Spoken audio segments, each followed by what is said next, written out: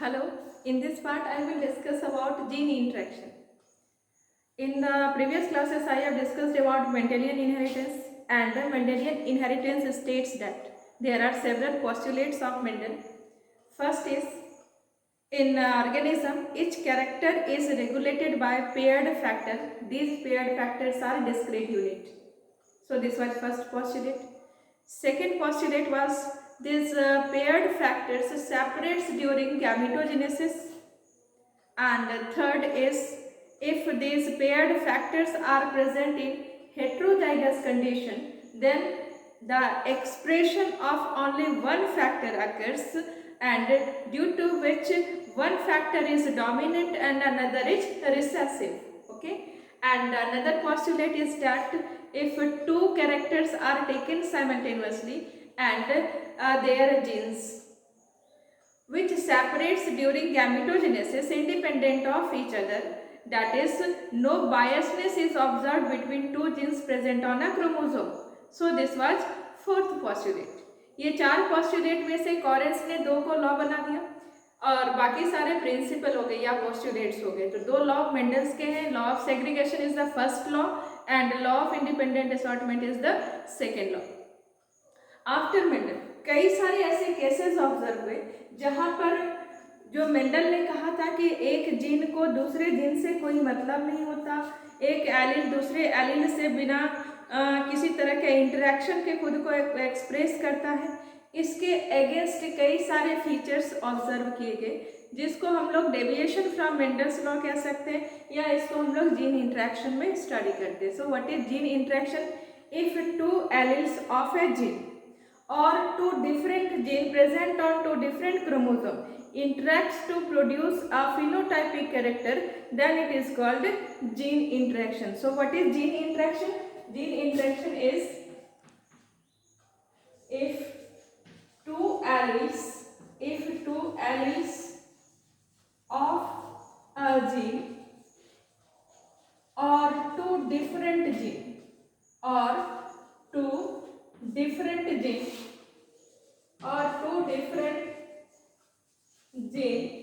interacts to produce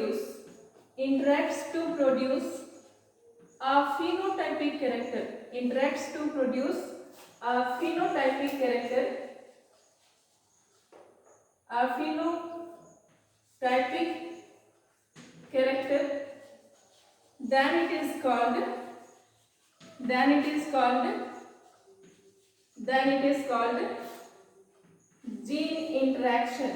then it is called gene interaction.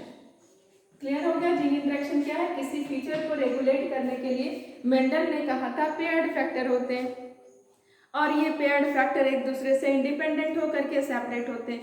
लेकिन post Mendelian inheritance यानी after Mendel ये observe किया गया कि कई सारे ऐसे कैरेक्टर्स हैं जो हमें दो एलील के इंटरेक्शन से मिलता है या दो डिफरेंट जीन के इंटरेक्शन से मिलता है. So gene interaction is again of two types. इसको दो पार्ट में डिवाइड कर दिया गया. First is intra allylic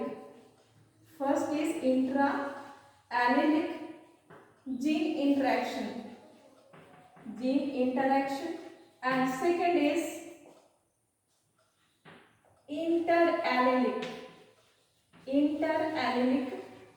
or non-allelic gene interaction. Intra allelic means एक जीन के दो alleles. So two alleles of a gene interacts to produce a phenotypic character, then it is intraallelic gene interaction.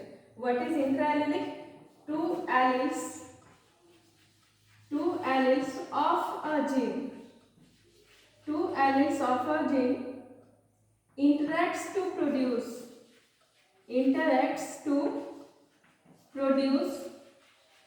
a phenotypic character, then it is called intraallelic.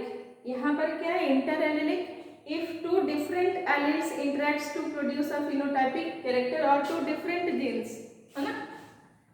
If two different genes, if two different alleles of gene, alleles interacts to produce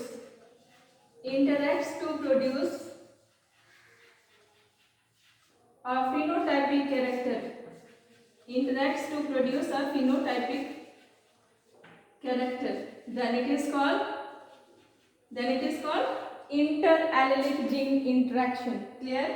So intraallelic के लिए हमारे पास example हैं incomplete dominance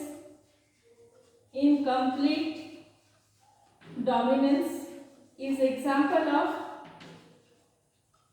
dominance and codominance. तो इसके दो example हैं incomplete dominance and codominance. Word से meaning clear हो रहा होगा. इनकम्प्लीट डोमिनेंस का मतलब मेंडल ने हमें बताया कि हेट्रोजाइगस कंडीशन में जब दो एलील्स होते हैं तो out of the two alleles only one allele expresses its feature and another remains suppressed. Now in this condition incomplete dominance, जो डोमिनेंट एलील है वो पूरी तरह से डोमिनेंट नहीं है, जिसके कारण हमारे पास डोमिनेंट फीचर क्लियर एक्सप्रेशन नहीं कर पाता, तो इसको हम लोग इनकम्प्लीट डोमिनेंस कहते हैं. और कोडोमिनेंस क्या होगा? कोडोमिनेंस का मतलब दोनों ही एलील जो हेट्रोजाइगस कंडीशन में है, both the alleles are dominant, कोई भी एक दूसरे से सप्रेस होने की कैपेसिटी नहीं रखता. Both the allele equally expresses itself, then it is called codominance. And if in heterozygous condition dominant allele fails to produce dominant feature, that is does not completely dominates on the recessive, then the type is called incomplete dominance. This incomplete dominance was discovered by Correns in Mirabilis jalapa. In Mirabilis jalapa plant, it is commonly known as 4 o'clock. It is commonly known as 4 o'clock plant. And ये feature हमें और कहाँ पर मिलता है? This incomplete dominance is observed in, another example is Antherhinum majus. Another is Antherhinum majus. Common name इसका commonly known as snapdragon, commonly known as snapdragon or dog flower. And another example is Andalusian fowl. Bird है ये. इन सब में हमें incomplete dominance observe हुआ. कैसे? इसको अभी हम लोग डिस्कस करते हैं कि कैसे इन प्लांट्स में इनकम्प्लीट डोमिनेंस दिखा. So let's see the example of mirabilis jalapa.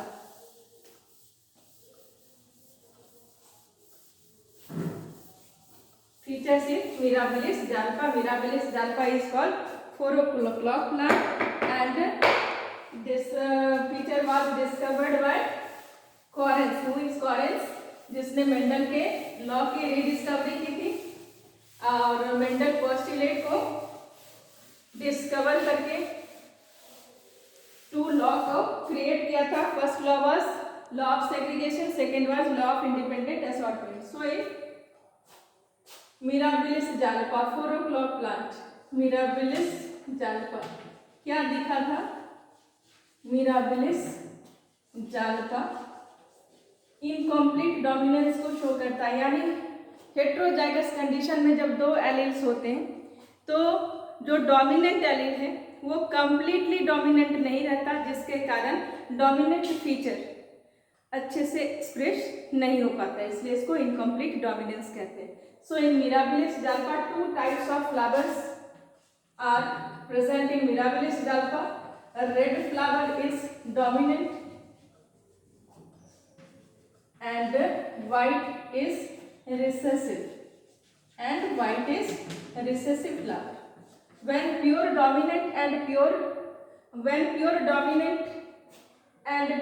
recessive flower was crossed in the F1,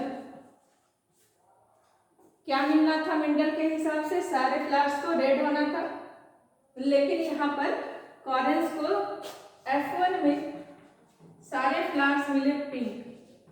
तो पिंक का मिलना थोड़ा ये बताया कि शायद ब्लेंडिंग इनहेरिटेंस हो रही है, क्योंकि रेड और व्हाइट को मिक्स करने से पिंक होता है।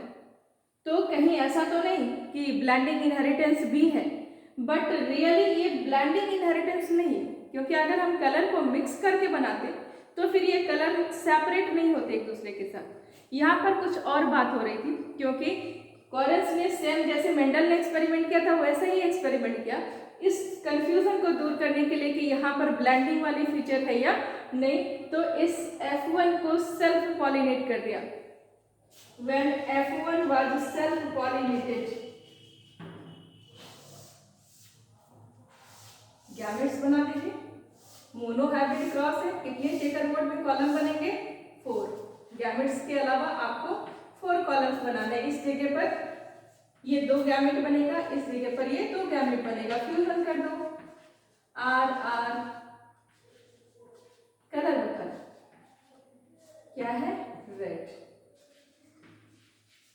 क्या है? पिंक। Pink red. हाँ, तो रेशियो क्या आ गया? फिनोटाइपिक रेशियो भी आ गया। 1:2:1। मेंडल का 3:1 नहीं आया। फिनोटाइपिक रेशियो कितना आ गया? तो 1:2:1। जीनोटाइपिक ऑब्वियस इतना ही रहेगा। जीनोटाइपिक रेशियो कितना है? जीनोटाइपिक रेशियो भी हमारा 1:2:1। तो ये हमारे पास क्या हो गया? Incomplete dominance. इनकम्प्लीट डोमिनेंस का मतलब क्या?